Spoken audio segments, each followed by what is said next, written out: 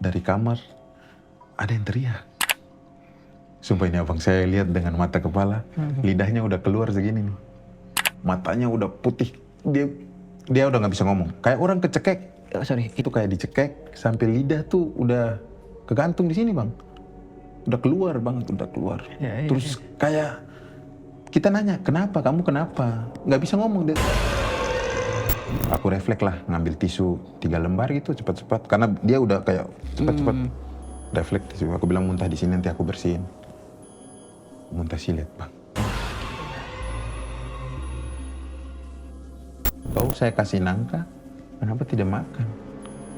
Ini kau makan ini, terus dimasukin ke mulutnya langsung ke kaku kaget. Mual lah gitu.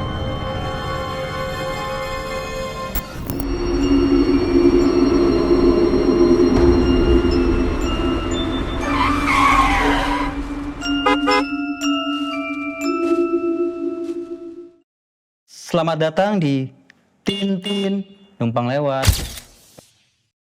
Kali ini gue kedatangan tamu yang kisahnya sangat tragis, sadis, dan mengerikan. Karena salah satu keluarganya mengalami hal yang kurang mengenakan hingga menyebabkan kebahagiaan terenggut. Dan juga hal-hal yang tidak bisa dijelaskan secara logika. Ini dia, Dios. Tepuk tangan teman-teman. Halo bro. Halo Bang Refleks. Gimana? Keluarga sehat? Alhamdulillah sehat, bapak aja yang sakit. Oh, bapak sedang sakit, sorry ya. Ya aman. Sekarang lagi ngapain aja hari-hari? Oh saya kebetulan sekarang lagi merantau di Depok. Kalau keluarga ada di Ternate. Sudah berapa lama di Depok? Alhamdulillah sekarang udah masuk tahun ketiga. Oh iya. Sebelumnya di Ternate. Di Ternate. Iya. Dan kejadian ini terjadinya di Ternate. Oh, oke. Ceritanya adalah kejadian di kakak ya? Iya. Kakak kandung? Tidak, ini tuh kakak sepupu. Oh, kakak sepupu ya? Kakak sepupuku. Oke. Ini jadi kejadian saya nih kebetulan kakak sepupu itu keluarganya ngambil melihara saya dari kecil. Oh. Jadi saya tinggal sama mereka. Oke. Jadi kakak sepupu ya. Dan katanya sampai muntah paku. Muntah darah itu saya lihat dengan mata kepala. Ya. Mungkin boleh diceritain cerita awalnya gimana yang kamu tahu gitu. Jadi ini awalnya tuh ya normal hidup layak keluarga. Kejadian tuh dia mulai sakit ketika setelah dia kuliah. Setelah dia masuk kuliah tuh tiba-tiba awal-awal semester masih oke tuh. Tiba-tiba adalah dia sakit-sakitan. Kita nggak tahu ini dia sakit apa. Mulailah tuh tiba-tiba dia sempat stres dulu bang. Oke, ini sakit-sakitan terus stres. Sampai stres, kayak orang gila lah. Kayak nggak menentu, kadang-kadang tiba-tiba dia marah, tantrum gak jelas. Marahnya tuh betul-betul marah, ngebanting semuanya. Buang, banting piring, gelas-gelas di dapur, tiba-tiba banting terus dia masuk ke kamar. Gitu-gitu. Oke, ini nggak ada alasan. Nggak ada alasan tantrum. Bayangkan sampai ada temannya datang ke dia kan, jenguk lah. Di awalnya ngobrol aja, kayak kita, oh alhamdulillah ini adalah orang yang bisa bikin dia senyum. Udah ketawa-tawa, tiba-tiba temannya pulang, terus lupa sesuatu, terus balik lagi. Marah dia. Oh, kenapa marah? Itu nggak tahu tuh. Tiba-tiba dia udah teriak, pulang kamu. Pulang. Kita tuh akhirnya yang nahan, jadi nggak enak. Temannya tuh kayak heran, lah tadi kita habis ngobrol, cerita-cerita, kayak ini saya. Udah katanya pulang, kau tuh setan gitu-gitu. Oh. Udah kita tenangin lagi gitu, tantumnya tuh setahun dia begitu bang. Sebelumnya kakaknya perempuan atau perempuan? Oh perempuan. Setahun dia tantrum seperti itu. Tapi selama setahun teman sering datang atau enggak? Iya, ada sering datang ngejenguk dia gitu-gitu. Karena dia akhirnya nggak kuliah lagi, udah nggak stop. Takutnya bapak sama ibuku tuh sampai dia kenapa-kenapa di kampus, akhirnya diberhentiin. Lalu setelah setahun itu apa yang terjadi? Pokoknya berusaha lah untuk ngobatin dia. Jadi Ternate itu Maluku Utara itu kalau abang tahu kan pulau-pulau tuh kita berobat ke luar. Cobalah mungkin karena kita di sana tuh di daerah masih percaya kayak begituan yang kedukun satu. Soalnya pokoknya cari alternatif terbaik untuk menyembuhkan dia. Cuman waktu mereka kedukun saya tidak ikut. Saya ngejagain rumah tuh. Cuman pulang mereka cerita tuh ada di beberapa tempat yang dia tantrum sampai ditahan sama orang-orang. 10 laki-laki nahan dia berontak, nggak kuat mereka. Lagi itu berarti diobatin gitu? Iya, lagi diobatin, teriak-teriak, ditahan sama nggak kuat. Begitu. Pokoknya sudah berobat lama banget. Pokoknya berobat nggak dapat. Sampai dia tuh kalau tidak bukan tidak salah. Ini aku lihat dia tuh pernah mau karena udah stres banget mau percobaan bunuh diri dia pernah. Setelah mengalami kestresan ini berapa lama? Adalah setahun mau 2 tahun kalau tidak salah itu. Oke, berarti setahun mengalami stres sambil obat, setahun lagi terus dia mau coba untuk. Iya. Berarti ini lama ya? Lama banget bang. Ini tadi ini aja berarti timelinenya udah sekitar 2 tahun lebihan gitu. Iya 2 tahun. Lama gitu, selama itu? Selama itu. Oh oke. Dia mau bunuh diri. Ya. Apa lagi dia? Gimana lagi? Setelah itu puncak dari semuanya kita tuh baru bisa sembuhin dia tuh ketika dia di Ruqyah. Kita itu pun masih ada satu kejadian baru tuh kita tahu tuh ini nih Ruqyah. Apa maksudnya apa, sorry? Maksudnya kayak akhirnya dari dia sakit-sakit kita cari orang pintar tuh, tapi nggak dapet gitu-gitu. Sampai dia ini sempat kayak mulai normal lagi tuh. Oh, sakitnya jadi udah nggak terlalu yang tiap hari tantrum, udah nggak terlalu tuh. Jadi sebelum dia sebelum dia kembali seperti normal lagi, dia tantrum hampir tiap hari. Hampir tiap hari bang. Kita di dalam rumah.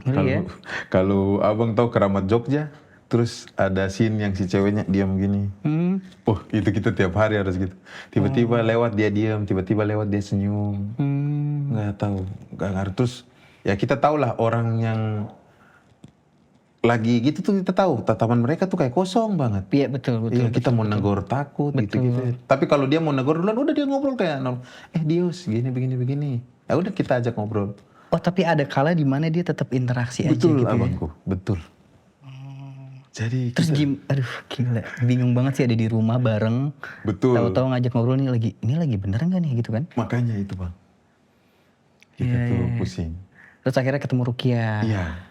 Ketemu Ruqyahnya pun itu, jadi dia nikah bang, dia udah nikah punya anak, terus mau bikin cukuran apa sih namanya? Akikah, betul, akikah di rumah. Ini akikah tiba-tiba dari kamar ada yang teriak.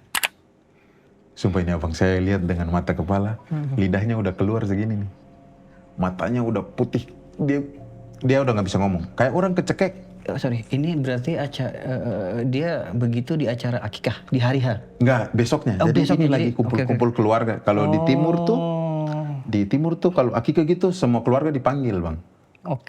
Semua keluarga dipanggil buat masak buat besok orang tahlilan. Kita kasih tuh besek ya, dibikin besek buat. Tiba-tiba malamnya sebelum besok acara tuh, waduh kambuh. Dia sumpah saya hampir mau nangis. Soalnya ini tuh sebenarnya emosional buat saya. Kayak saya juga, kok ada orang sebenci ini ya ke keluarga saya. Karena saya juga, keluarga saya tuh bukan yang terlalu kaya sekali, yang nggak ada mobil begitu-gitu kok. Ada orang iri hati sampai kayak gitu. Dia tuh kayak dicekek, sampai lidah tuh udah kegantung di sini bang. Udah keluar banget, udah keluar. Terus kayak kita nanya, kamu kenapa? Nggak bisa ngomong deh. Gitu aja. Gitu bang, sumpah demi Allah. Ini aku nggak kurang-kurangin, aku nggak tambah-tambahin.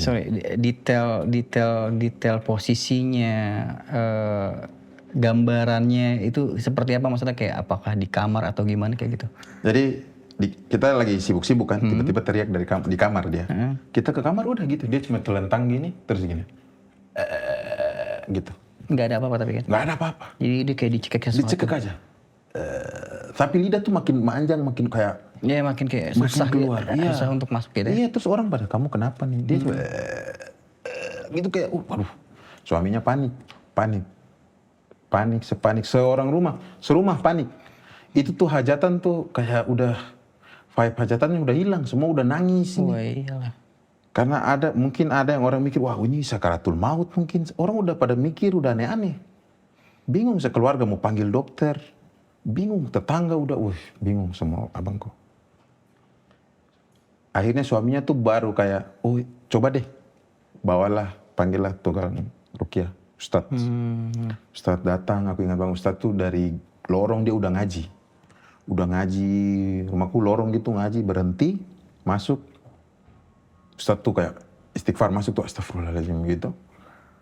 Disuruh pakai sarung dulu, terus dipakai bed cover baru tuh. Dia ngajiin, dipegang, teriak kayak hantu dicambuk bang. Didoain, dia teriak-teriak kan. Berarti sebelumnya nggak pernah ada ustadz-ustadz gitu? Nggak pernah ada alternatif kita ngeruqyah sebelumnya. Hanya ibaratnya apa? Dukun ya, orang pintar gitu ya. Orang-orang pintar itu. Dan ini mungkin ruqyah yang paling mempan. Paling mempan. Oh. Dia teriak, minta ampun. Sudah sampai dia kaget. Biasa tuh abis orang ruqyah tuh langsung pingsan. Dia pingsan. Ustadz bilang udah boleh.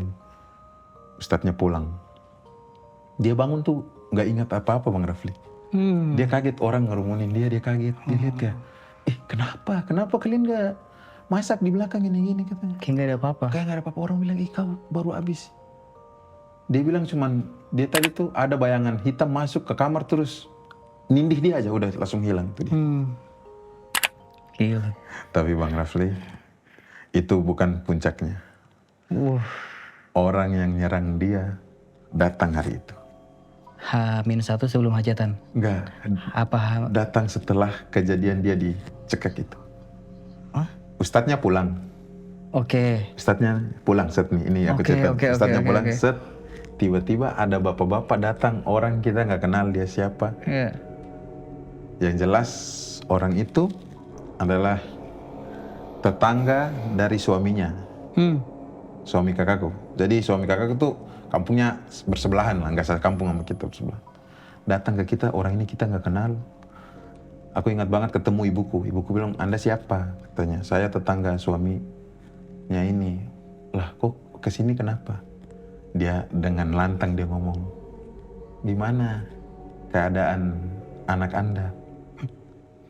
Kok tahu gitu ya? Tahu, orang terus baik-baik saja.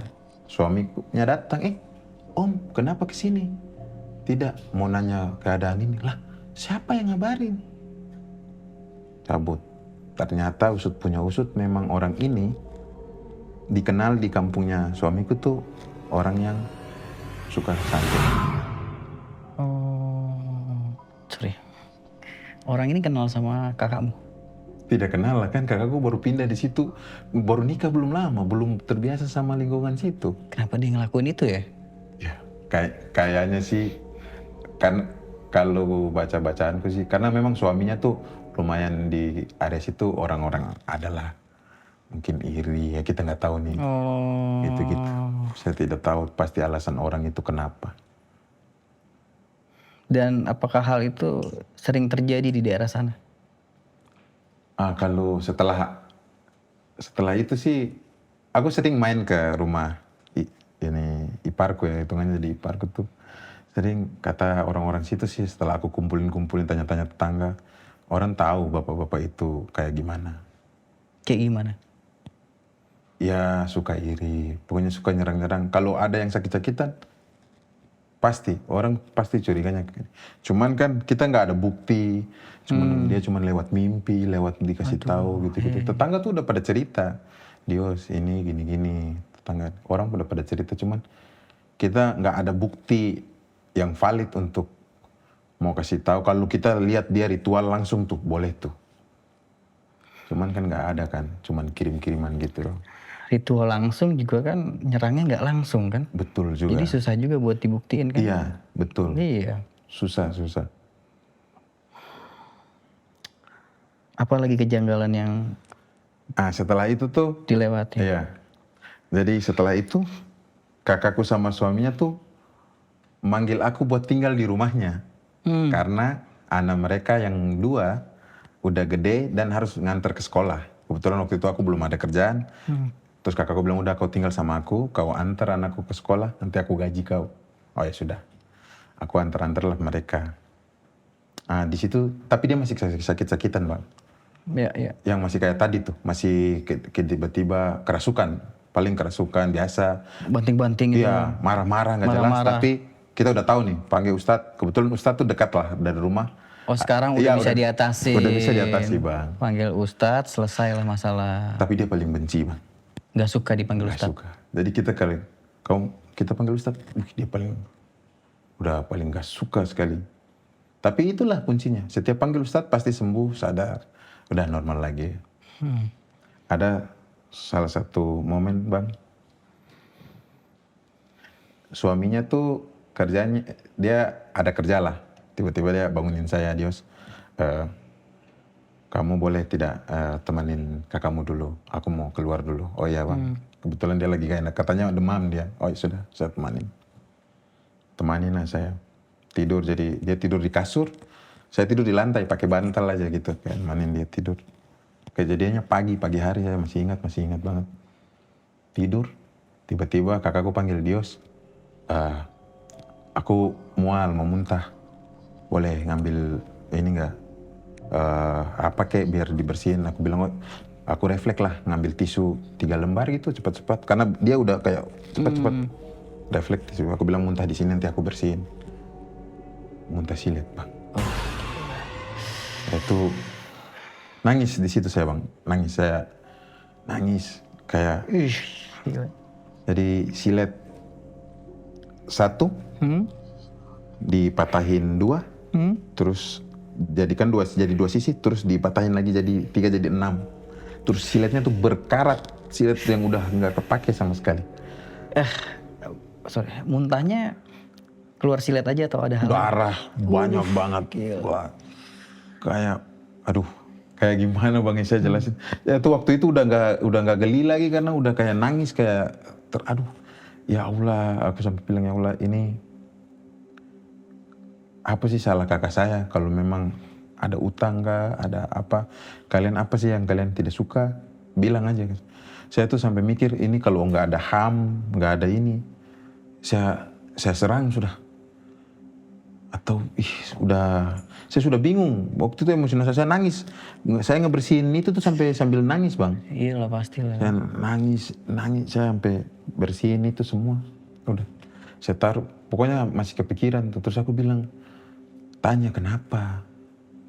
Dia bilang bapak-bapak yang datang tadi, datang di mimpi dan masukin dia nggak tahu ke mulut apa tuh. Katanya kayak, oh jadi dia tuh sempat ngasih buah nangka bang. Bapak-bapak itu? Iya, ke rumah. Ke rumah? Iya saya baru ingat. Jadi dia kasih nangka ke rumah. Karena kita udah tahu, suaminya kan bilang kalau ada bapak itu ngasih apapun jangan dimakan sama kakakku. Orang rumah nggak makan, udah kita terima aja, nggak enak kan. Oh jangan pak. Nggak. Jadi tiba-tiba dia ngasih ke rumah tuh udah aneh bang menurutku. Siapa gitu kan? Iya, kau juga punya tetangga, punya keluarga. Iya kasih saja ini, kita mungkin kan orang dikasih lain. semua tetangga. Betul. Iya, saya tidak tahu ya. Panen gitu. Datang ya. Saya tuh kebetulan saya yang pulang sholat langsung makan. Terus katanya di mimpi sebelum itu tuh dia bilang, saya kasih nangka, kenapa tidak makan? Ini kau makan ini. Terus dimasukin ke mulutnya langsung kakakku kaget, mual lah itu. Gila ya. Luar nangis bang. Adik siapa yang ngelihat kakaknya muntah silet. Sakit banget. Kebayang tuh sakit banget tuh. Darahnya tuh betul-betul darah banyak banget bang. Darah semua keluar. Terus anyir banget. Darahnya tuh anyir banget. Aduh ini udah semakin mengerikan. Permisi dulu. Ya kita permisi dulu dah. Tin, numpang lewat. Gile. Gue gak kebayang sih sakitnya kayak apa. Dan lu ngelihat langsung darah dengan silet tersebut gitu. Aduh gila. Terus abis itu apa yang ditangani setelah kejadian tersebut? Kan pasti kan itu lo ngelihat ini bukan cuman hal mistis, tapi ini ganggu memang benar-benar organ di dalam tubuh Betul, kakak lo kan. betul, Terus betul. gimana itu? Di tangan ini diapain setelah muntah itu? Setelah itu tuh, waduh, kita tuh udah, aku barang bukti kan, aku pegang, suaminya pulang, aku bilang, abang, ini, lihat. Dia bilang, kenapa? Dimuntahin tadi sama. Dia, kita tuh kayak mau, udah, kalau udah nggak masuk akal lah. Kita nih manusia yang mau keluar dari mulut sama kita ke kamar besar ini kan, kecuali yang kita telan lah. Kalau nggak mungkin orang makan silet terus keluar tuh, udah. Jadi ke dokter tuh mungkin nggak kepikiran, ya udah lagi-lagi udah kita coba ruqyah aja. Tapi ketu udah dengar ke ruqyah, udah tantrum dia pasti, Ya. marah-marah gitu-gitu. Selang berapa hari muntah lagi tuh, kita nyore-nyore lah di belakang. Tiba-tiba kayak mau buang ludah bang, kayak orang nggak mau, tak paku. Waduh, aku bilang ini orang ini Kemarin udah silet, terus setelah itu paku. paku. Itu mata kepala bang, Berikut darah juga. darah. Berarti lu lihat langsung ya? Langsung bang, Silet dan pakunya. silet dan paku. Ih, gila. Jadi kalau orang mah mungkin ya sekarang orang lihat itu di kejadian di film lah, iya bang ya, Iya. film-film horor, Film Susana tuh. Susana gitu begitu. Saya the real lihat langsung kakak saya, dari makin kurus banget, bang, kurus banget. Aduh, Gila. jadi kayak ya, udah di. Dan lu mempercayai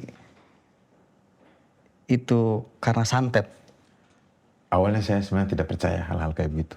Saya nih adalah orang yang sebenarnya tidak terlalu percaya karena tidak pernah lihat hantu juga bang. Saya ini sebenarnya saya tidak pernah lihat hantu. Kalau gangguan-gangguan mungkin ada. Apa Yang gangguan mungkin- apa?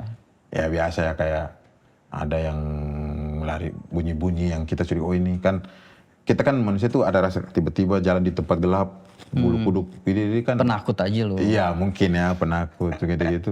Mungkin ada lah. Cuman Iya, kalau iya. lihat hantu langsung tuh enggak bang. Tapi bisa lah ngerasain energi Iya, gitu lah energi ya. yang betul. Ini kayak kurang enak, kayaknya di sini agak negatif. Bau-bau anjing tiba-tiba bau-bau itu mungkin tuh. Ya itu manusiawi, manusia punya. Cuman kalau kita ngelihat langsung kayak begitu, bagaimana tuh bang? Aduh. Silet, kakak saya nggak mungkin sore pagi-pagi dia sarapan silet kan, tidak mungkin. Terus ngeluarin tuh, tiba-tiba keluar nyoreng. Tapi udah dipastiin dia nggak sarapan silet. Enggak, saya udah pastiin. Berlangsung lama ini keluar muntah paku silet darah itu. Kalau aku tuh sekali itu aja yang aku lihat. Oh, kamu melihat sekali. Sekali itu aja, paku sekali sama silet sekali aja. Silet sekali, paku sekali. Sisanya dengar cerita. Sisanya dengar cerita. Siapa yang paling sering? Suaminya. Oh, suami. Capek. Sama darah bang. Jadi di rumah suaminya itu tiap hari di tempat-tempat pintu pasti ada darah. Di tempat-tempat pintu. Kayak ada pintu, kayak gini bang. Oke. Di tengah-tengah tiba-tiba pagi-pagi ada darah aja. Terus pindah, habis itu kayak gini. Pokoknya depan-depan pintu pasti setiap pagi ditemuin darah. Suaminya bingung. Bingung, kita nih siapa nih yang taruh darah ini nih setiap pagi. Kakakmu? Kakakku pernah ada dua kejadian. Pernah kakakku, aku nih masuk ini WC, keluar dari WC, tiba-tiba kakakku masuk WC, baru jalan masuk lah, kayak kita baru berpapasan masuk, tiba-tiba dia teriak, Dius, aku kenapa? Kau taruh apa nih? Iyalah, bukan saya. Tadi saya dari WC nggak ada ini. Darah udah gumpal. Dia juga bingung ya? Dia juga bingung. Apa itu? Darah apa itu? Iya, darah apa? Pokoknya anyir banget. Darahnya anyir banget. Lo juga nggak tahu itu Nggak darah? tahu darah apa. Oh. Kita tuh Sering. hampir setiap pagi bang. Hampir setiap pagi. Gila, itu rumah rasanya kayak apa ya? Iya bang. Waduh, mencekam banget. Sama. Jadi kebetulan rumah suami kakakku nih bersampingan sama satu rumah sama rumah keluarganya, gini dempetan. Cuman ada pintu, cuman nggak sering kebuka. Ya kebuka kalau orang lewat. Pernah ada keluarga di sebelah ngelihat tangan gede banget. Ini dia yang cerita ya. Dia bilang ada tangan gede banget setangan kingkong, gak kingkong apa ya? monyet yang besar, Gorila. gorila, Iya. tangan segede gorila gitu, kayak ngeluarin darah itu. Oh. Darah itulah mungkin tuh, yang tiap hari di pintu tuh. Itu yang ngeliat, yang ngeliat Ini keluarganya suaminya. Cuman dia kayak keluarga nggak bisa. suaminya ngerti berarti. Iya, kan akhirnya tahu. Kayak ngelihat gini, Berarti tapi nggak bisa gerak bang. Kau tuh yang lihat tangan sama itu, tapi nge-freeze. tahu. Ya itu. Pasti sebenarnya kalau orang yang tidak di situ ngelihat hal-hal seperti itu pasti nge-freeze. Iya, nge-freeze. Gitu kan? Iya, kata ibu-ibu toh, Iya, yang lihat itu ibu-ibu, dia nge-freeze sampai tangan itu udah menjulur baru. Kemarin terus panggil orang-orang, ada darah. Setiap pagi bang, darah. Setiap pagi tuh darah di pintu. Gila, teror banget rumah itu. Ya Allah, saya tuh sampai bingung. Kenapa orang ada orang kayak begini? Apa lagi yang janggal? Kalau kejadian sama kakakku cuman itu doang. Cuman itu aja. Setelah itu kan saya pisah tuh, saya kembali ke keluarga ini yang sebenarnya. Kakak sekarang gimana? Kemarin saya pulang ketemu, alhamdulillah udah lebih sehat sama keluarganya. Gila, tapi hari-hari ketika lo di sana, aduh, horor banget. Horor. Gila, gue merinding, maksudnya kayak orang bisa sampai ya ngalamin muntah-muntah kayak gitu. Iya. Setahun kita dengan. Berarti lo udah tahu siapa yang nyantet. Iya, cuman kita tuh gak punya. Tapi lo nggak tahu mau ngapain. Iya, nggak tahu mau ngapain sama jaga jarak sama orang itu. Gimana sekarang kondisi rumah setelah lo tahu bahwa sudah tidak terlalu lagi horor? Apakah rumah tersebut masih nyaman atau lo merasa ada yang hilang di rumah tersebut? Kayaknya udah, karena kebetulan saya sudah tidak di rumah itu, cuman udah main-main. Kayaknya udah aman deh, udah nggak sehoror dulu deh kayaknya. Saya juga pas ketemu kakakku udah nggak tanya-tanya dia sakit lagi apa, takutnya masih sakit, saya juga tahu. Tapi intinya setelah saya keluar dari rumah itu, saya kembali ke orang tua asli saya tuh udah aman. Katanya udah oke, kakakku udah jarang yang kayak gitu lagi. Udah jauh lah. Gak tahu mungkin ada yang disembunyikan, gak mau cerita ke saya tidak tahu. Jadi sekarang lu lumayan berjarak ya? Iya, rumah saya yang sekarang tuh ini lumayan berjarak jauh dari mereka. Rumah saya tuh lebih ke kampung bang. Jadi ini kalau Ternate ada kotanya, saya tuh di belakang gunungnya. Dan saya datang ke sarangnya bang. Ya astagfirullahaladzim. Ini kalau orang kampung saya nonton mereka marah. Tidak, tapi saya bisa pastikan kampung saya lebih berbahaya daripada kota. Oh gitu? Lebih gila bang, lebih gila. Kalau, Apa segila apa? Ada kejadian apa? wah. Sekarang nih pak, kebetulan bapak saya lagi sakit stroke. Yang sangat tiba-tiba stroke. Saya tidak tahu ada penjelasan medis. Saya ini masih berpikir medis bang. Bapak saya, jadi ini saya tuh dulu punya rumah tua kan. Bapak saya ini bekerja lah, kayak biasa, berkebun, segala macam sampai alhamdulillah udah bisa renovasi rumah. Rumah udah rumah modern sekarang. Pamer nih ya? Ya, ya alurnya kayak begitu ya biar kita bisa tarik. Tiba-tiba, setelah renovasi rumah, bapak saya jatuh, stroke. Saya tuh awalnya terima ya udah, karena bapak saya perokok beringas. Oke. Cuman bawa di dokter pun bingung. Gak tahu sakit apa? Gak tahu ini sakit apa, katanya stroke. Obat yang mereka kasih, aku tanya ke adikku, katanya dia bilang ini penahan rasa nyeri aja. Saya nggak tahu gimana diperiksa. Stroke. Bapakku makan apa sih? Kayak Wagyu A5 atau makan mewah ya? Mewah kayak makan yang mungkin makan berbumbu-bumbuan deh. Kan kayak stroke itu harus makan yang berbumbu. Nasi sama air bang. Papamu cuma makan itu? Nasi sama air sama ikan goreng. Udah itu makanan paling mewah di rumah. Jadi bingung ya kayak kok kenapa bisa bisa sakit? Bisa sakit. Tidak olahraga, katanya orang-orang yang harus berkebun bang. Oh sehat ya berarti ya? Harusnya sehat Berkebun tuh. dari pagi sampai malam. Wow. Kok bisa? Berkebun, naik kelapa, bantuin ibu saya jualan. Semua kegiatan. Bukan orang yang bermalas-malasan, makan terus tidur. Yang hidupnya nggak sehat, ngerokok. Memang ngerokok. Cuman hidupnya tuh sangat sehat. Menurutku sangat sehat. Tiba-tiba puff. Dengan alasan yang, waduh saya tuh bingung mau jelasin kayak gimana nih. Berarti yang ngalamin kejadian ini bukan cuman kakak ya? Iya. Bapak juga kan? Bapak. Ya tarik-tariknya ke situ juga kan, dicoba, pernah lah obat-obatan gini. Cuman kita nggak ini, aku yang akhirnya bilang jangan nyetop aja. Aku tetap berpikiran kalau ini adalah medis. Oh, Aku lu bilang, tetap di situ. iya, aku tetap ini medis. Nanti kita coba alternatif lain mungkin gini-gini. Ibuku tuh yang sangat overthinking ini. Pekerjaan orang gini-gini. Aku yang coba tenangin ibu aja. Sampai sekarang lu masih percaya itu medis atau udah berubah pikiran? Ada.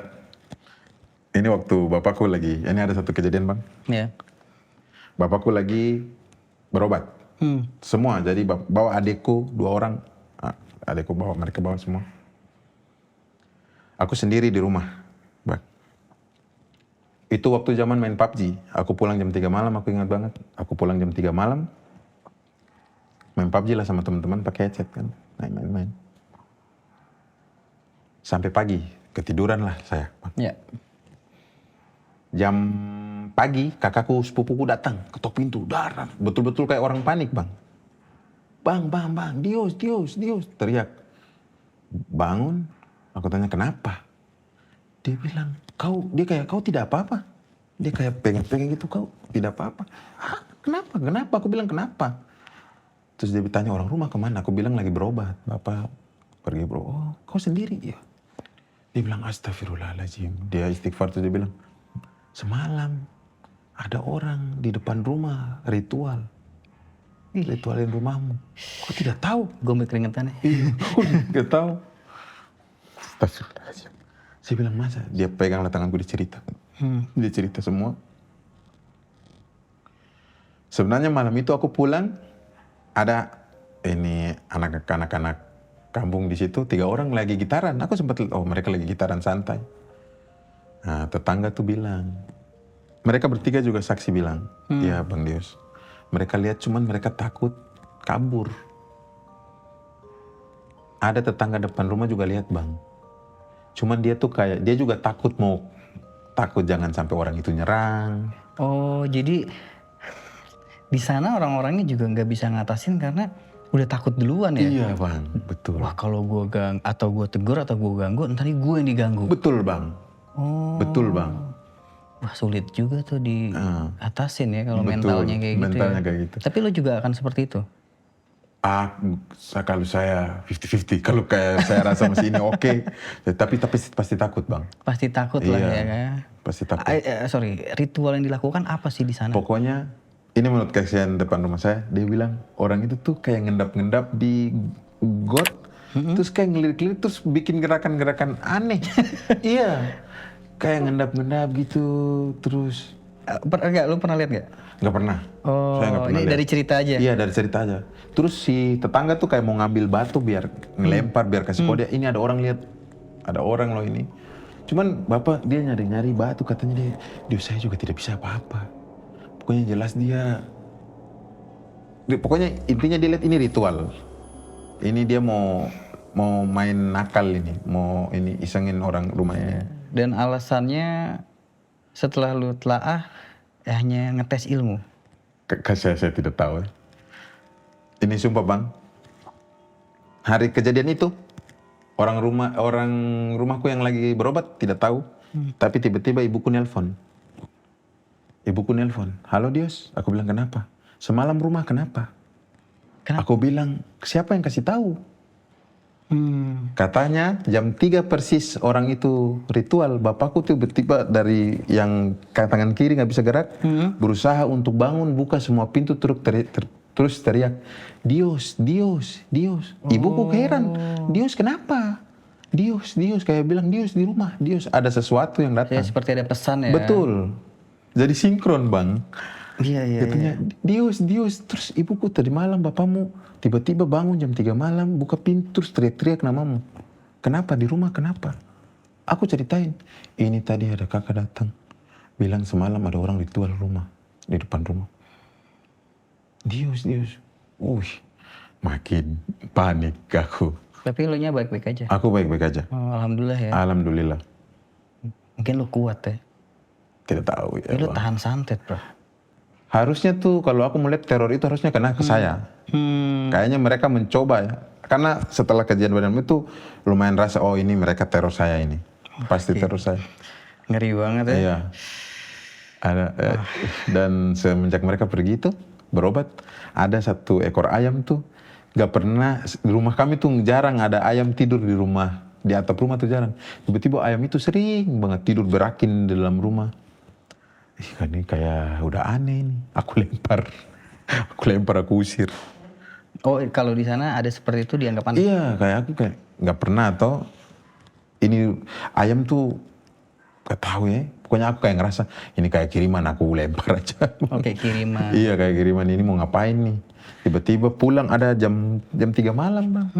Ada ayam di depan rumah masih makan. Ayam apa ini? Iya, iya. Jam 3 mah ayam tidur. Iya, iya, iya. Lempar aku, kejar-kejaran, lempar. Daripada Hal-hal aneh yang terjadi. kita inginkan, udah sikat aja. Nih dari semua cerita kan lo banyak ngalamin hal-hal janggal ya dari keluarga ya. Betul. Sejauh mana itu mengganggu kehidupan lo? Sejauh ini sih saya tuh tidak terlalu mengganggu. Paling yang kayak kakakku tadi tuh memang itu ganggu sih.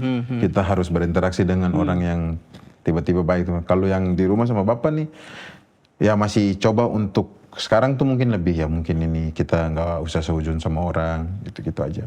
Tetap untuk ngejelasin. Bapakku juga kebetulan setelah dia ada cucu nih, dia makin semangat hidupnya. Oh. Jadi dia cuman nggak bisa ke tangan kiri doang bang. Masih bisa jalan, masih bisa ini. Jadi masih ada semangat hidupnya segala macam gitu. Masih belum terlalu mengganggu lah, masih oke lah. Masih oke lah ya. Masih oke lah. Oke Dios, gue pengen lo kasih statement dan pesan buat teman-teman yang mungkin keluarganya juga ada yang diganggu. Iya, diganggu. Atau mungkin salah satu dari keluarganya juga ada yang direnggut kebahagiaannya hingga hancur hidupnya. Lo mau kasih pesan apa ke mereka? Silakan kesini. Iya, saya mau bilang ke teman-teman ini buat orang-orang sebelum ke orang-orang yang diserang ya. Saya mau kasih pesan ini ke orang yang menyerang. Berhenti kalian iri hati, berhenti kalian dengki hati, berhenti kalian belajar ilmu-ilmu yang tidak masuk akal, berhenti. Dan untuk orang-orang yang diserang, kalian banyak cara ya. Sebenarnya saya mau kasih tahu ini pesan lewat apa yang saya alami. Coba ruqyah. Kalau kalian ke dukun, kadang-kadang mereka tuh juga ngobatin tapi malah nambahin. Jadi saya ini sebenarnya jujur juga tidak terlalu percaya sama dukun. Karena kadang-kadang mereka juga jadi alternatif itu untuk mata pencarian. Jadi buat keluarga-keluarga yang menyerang, coba cari alternatif yang lebih baik, yang lebih secara agama kita gimana standarnya, itu yang kalian pakai. Jangan aneh-aneh lagi. Kadang-kadang bukan malah ngurangin tapi malah nambahin. Itu aja. Oke, terakhir Dios, lo tim logika atau mistika? Aku logika. Wih, oke. Aku Tepuk tangan buat Dios. Sampai ketemu teman-teman di episode selanjutnya. Buat teman-teman, kalau lo tim mistika atau logika? Semoga bermanfaat. Ada pesan-pesan dari Dios tadi, semoga bisa ditelaah dengan baik, dimaknai dengan baik. Jangan lupa subscribe, komen, dan like. Buat teman-teman yang punya cerita, bisa komen, nanti mungkin ceritanya bisa kita bawain. Gitu ya.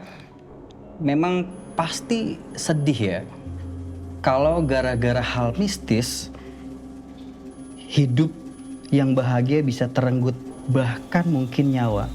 Jadi kalau lo merasa ada yang aneh, kalau lo merasa ada yang janggal, Gak usah ditunggu kelamaan, jangan sampai terlambat.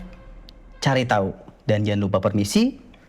Tin, tin, numpang lewat.